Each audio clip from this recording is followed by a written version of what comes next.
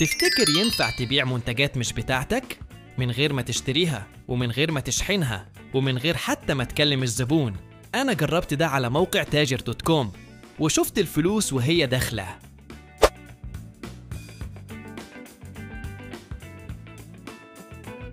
تاجر دوت كوم هو موقع مصري بيديك منتجات جاهزة تروج لها، وكل مرة حد يشتري من اللينك بتاعك تاخد عمولة حلوة وانت ولا فتحت كرتونة.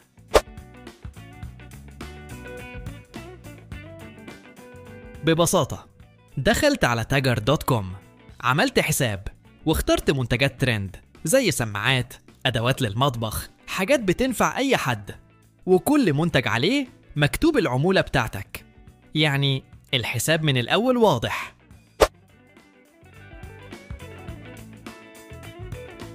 أخدت بيانات المنتج ونزلت صورة حلوة من الموقع ونزلتها على جروب فيسبوك فيه ناس مهتمة، وسبت اللينك في أول تعليق للتواصل.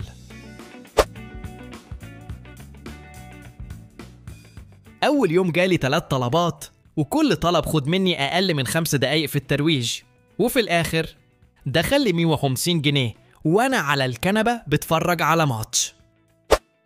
موقع تاجر هو أسهل باب تدخل منه لعالم الربح من الإنترنت من غير ما تدفع ولا مليم.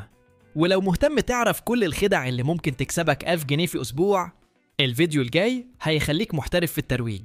لو الفيديو عجبك دوس لايك بسرعة قبل ما العمولة تروح، واكتب لي في الكومنت عايز أكسب من تاجر، وسيب الباقي عليا يا فهلوي.